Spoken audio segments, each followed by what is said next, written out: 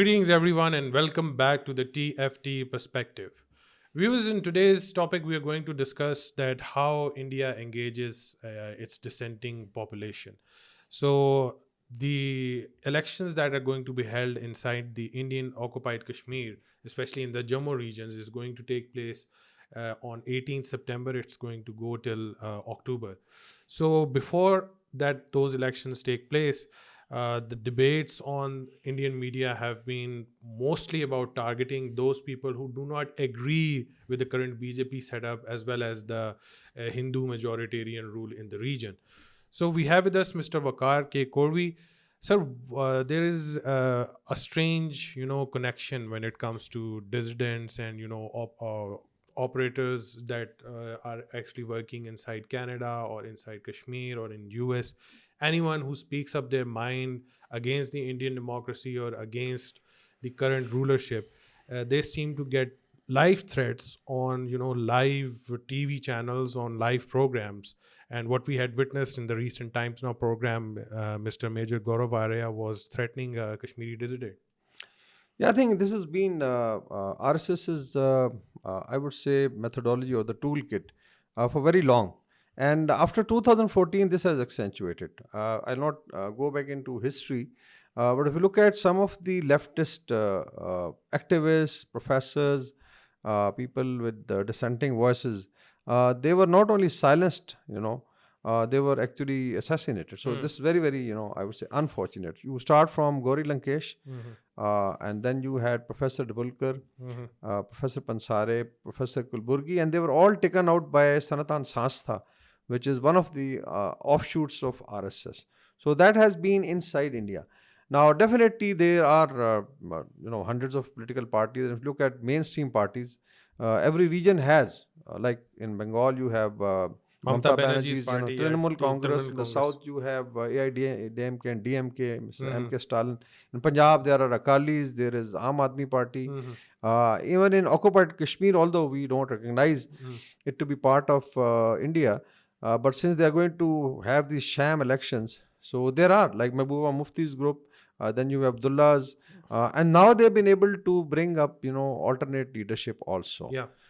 So you find, some of the guys who are representing as very independent, but by and large they have support from BJP.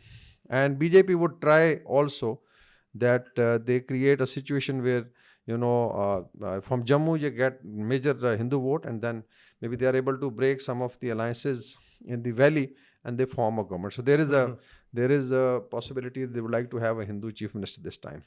Now, as you mentioned, on Times Now, there was a debate where there were certain, Kashmiri representing different parties, and in case of Vakar Bhatti's, I think himself. And the entire program was based on the Kashmiri elections. So Kashmir election. Already the anchor was, really biased. He was trying to bash and undermining and, demeaning Muslims.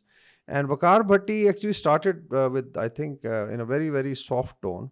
And he said, Major Saab, I'll reply. And since he mentioned that there are issues related to, let's say, what has happened to the Kashmiris. So the anchor then started, prodding him, giving references to Afzal Guru or Burhan Wani Shaheed and Hurriyat leaders that you guys are basically supporting. And from then on, Gaurav Arya picked up and then literally started one abusing.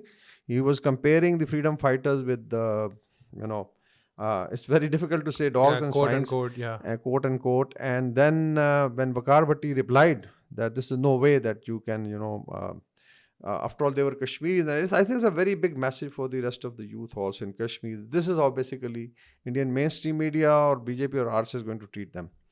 So Gaurav Arya not only went on to abuse him, that I was your father and all that, he also threatened him. This is a live threat that I know where you live in Jammu and I'll go and shot you or something like that. Words to that effect. Earlier, yeah, he has done this before as well about Sikh dissidents or people who have some connection with the Khalistan movement. Yeah, and very proudly, if you look at his program Chanakya Dialogue, in that he has been threatening Sikh activists, Sikh or even Sikhs living in Canada or USA. For instance, within I think India, there have been 2, 3 assassinations, like Sidhu Moosewala was one. Mhm. And then there were some activists of Khalistan who were murdered in Canada, like Yes. Hardeep Singh Nijjar. So he was mentioning that basically it is the Bishnoi gang. Basically, if you look at Bishnoi, Lawrence Bishnoi is some gangster who's been arrested, and he was very proudly saying that he can talk anybody anywhere. Some words to that effect. So I think this is how mainstream media is being used to threaten minorities, to threaten dissenting voices in a very, very, I would say, harsh and abusive language. And if you look at this channel like Republic TV, Arnab Mhm. Goswami has the same style, and then they would technically manage it. Mhm. In case there is a dissenting voice, even I have appeared on one or two, Indian channels. So they will not let you speak actually. Either they will, reduce your volume and then impose, the anchor or their own guys.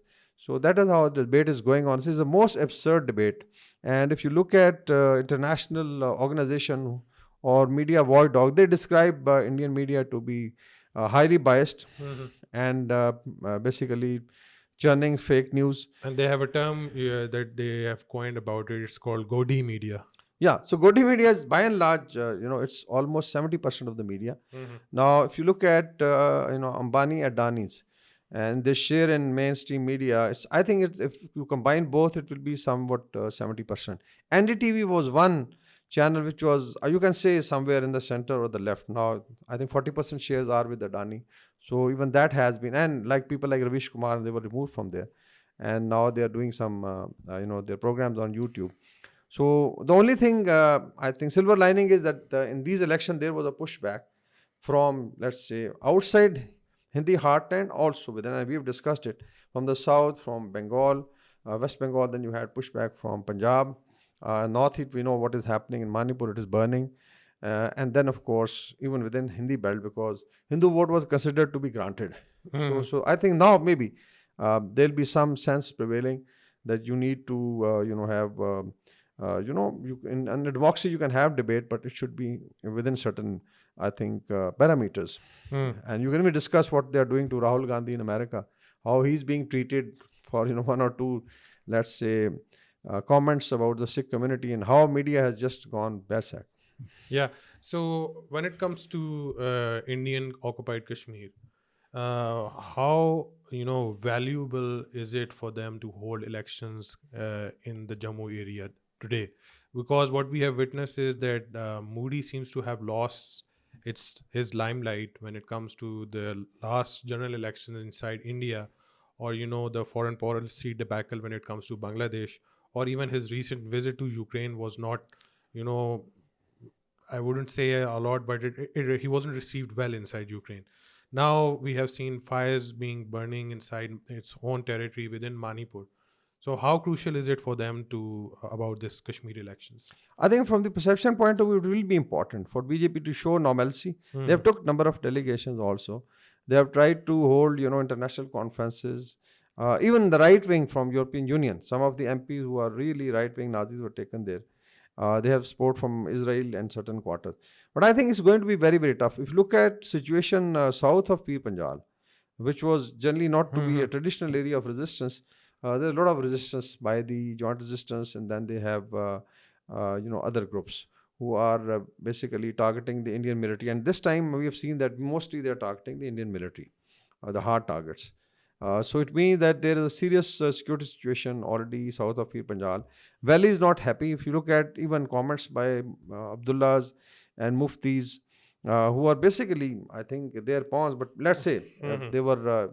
they have some pain for the old, Jammu and Kashmir 35A state. and Yeah. 370A. Yeah. After that, so basically, Mhm. it's going to be an election for union territory, and there was some pressure by the courts also. Although courts, Supreme Court also went with the RSS and BJP. So from a perception point of view, it is important. But what I foresee is that it's going to be, I think, they're going to be law and order problems, especially Mhm. south of Pir Panjal. There could be, let's say, attacks by freedom fighters, and it could create serious problem. And Manipur, if Manipur is one example, you could see some sparks, Mhm. here also. One, I think the factor is that how basically people like Gaurav Arya project, Indian, let's say, military. So I just want to, take a moment and highlight what has been the performance. For instance, let's say there was some exercise, Mhm. like there is Mhm. an Air Force exercise with multinational air forces coming and joining at Jodhpur. I think it's a normal routine. Why to basically spend days and weeks in projecting that something big is happening? Acquisition of tanks, that India is hunting for some tank, or let's say if they induct submarine or fire a missile, it basically becomes a rallying point for Godi Media. On the ground situation is Then you have drone strikes being held by insurgent groups inside Manipur. Manipur. That's the So ground yeah, situation. that's the ground situation. So let's say externally, Mhm. 2020, and I think even Jay Shankar mentioned in one of the, I think he was in Europe recently, so there was some ambassadors forum, that what happened on the China India border. In 2020, PLA took almost, I would say 2000. Rahul Gandhi says it is 2500 square kilometers area. Mhm. And Modi said, ना कोई हमारी सीमा में घुस आया है, Nah, nobody entered ना घुसा inside हुआ है, India. ना कोई हमारी पोस्ट किसी के कब्जे में है. So because the military was actually, and basically I would say let's say commander of any level reacted, from brigade commander to the div commander or the corps commander or the command commander. They were just very passive, and China took that area. And we have also heard that there are new reports that the Chinese again came in, barged into at least 60 or 40 kilometers inside, ate some burgers, and wrote on walls, and then Yeah, went back. yeah. This is, I think, very interesting. Now, if you look at, maybe if you can show the map, that there are now confirmed reports that Chinese basically infiltrated I think in the, Newsweek also reported on this. yeah, Anjar district. Yes. This is the extreme east of Assam. Sorry, Arunachal Pradesh. They came 60 kilometers, and maybe it happened about, I think, a couple of weeks back, but Indian mainstream media never talked about it. Like Gaurav Arya would never talk about it. And they came to Anjar district in Arunachal Pradesh. They sat down, had snacks. I don't know how many days they stayed there. And then they also marked, China 2024, Hmm. and I don't know, it was written in some Chinese language. And then they probably went back. So this is the intelligence. This is, research analysis wing and NIA and, so and so. Satellite surveillance and drones and, high-tech system that they have. In 2019, February, Pakistan Air Force, in swift retort, gave them a bloody nose, Hmm. and India couldn't escalate. And Hmm. everybody saw Mr. Abhinandan when going back through Vaga.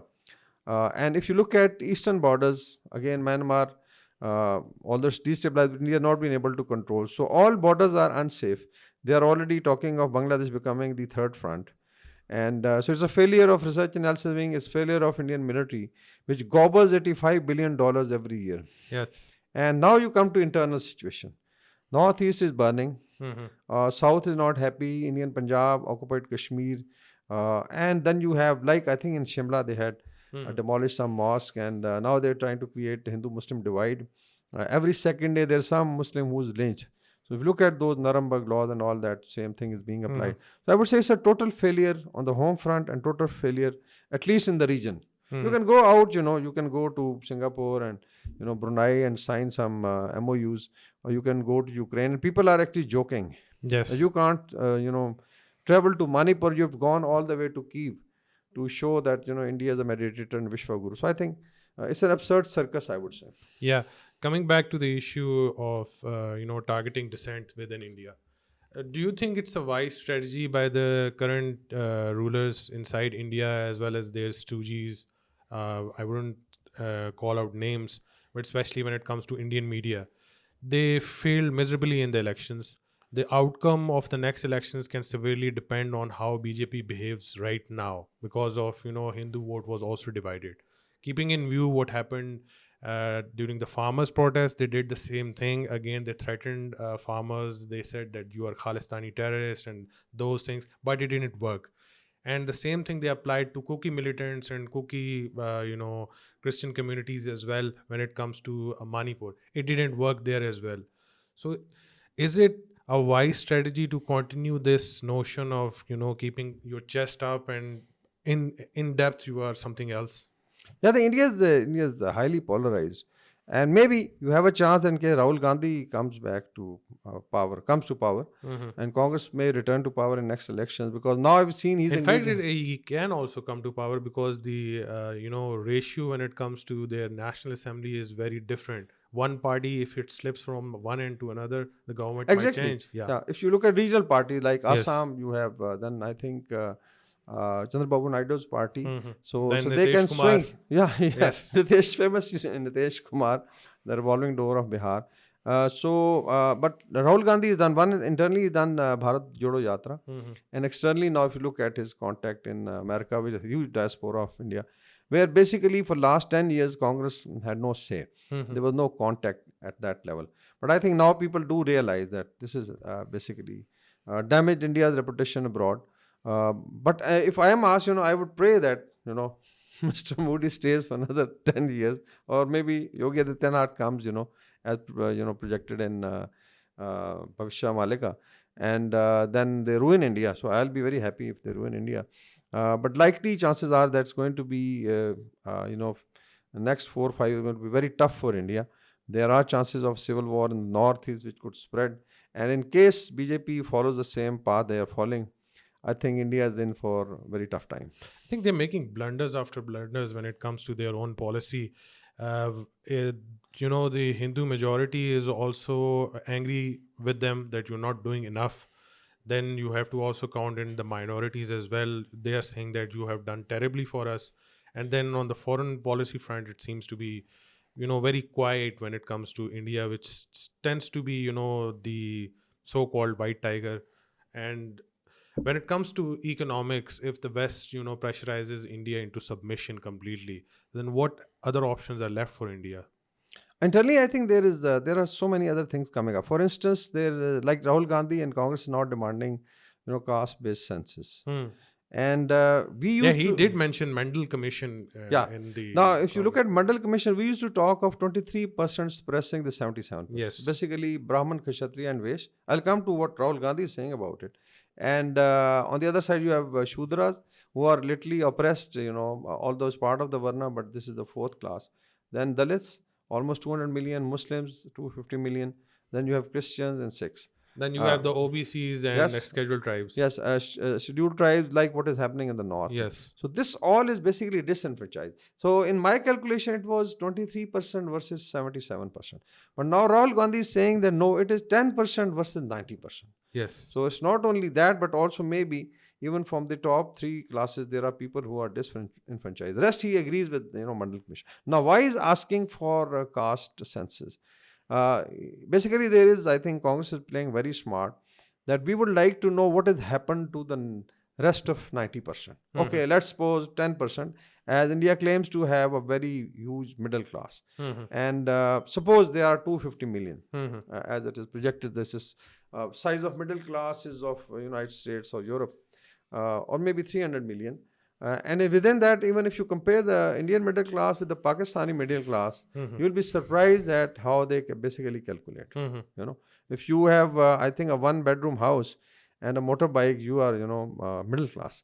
So that's the standard that India has. So in case of, I think, this caste-based census, it's going to create serious, I think, problem in case facts come out, and it's going to damage his reputation, the RSS and Moody's. And if you look at externally, I don't think so any help is coming, because India is now having its foot in three boats. You have Mm-hmm. BRICS, you Mm-hmm. have Indo-Pacific, and then I've heard that Russia has refused India's terms when it comes to entry of Pakistan and Bangladesh into BRICS. yeah, I think it's a big slap on face of Moody. They tried very hard, and they think, if they are part of a grouping, then they have, veto on everything. Even in Indo-Pacific, they are taken as a paper tiger, because they know what is the capacity, or let's say the will of Probably Indian that's military. the reason why they're being treated by the Western countries like this. Exactly, and they're talking of AUKUS, and basically they are not depending on India to be a bulwark against China. And so it's a very confused foreign policy in the region.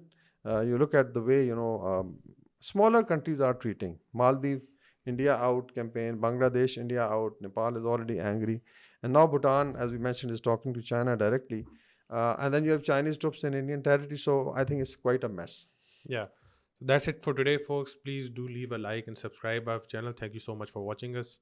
Bye bye.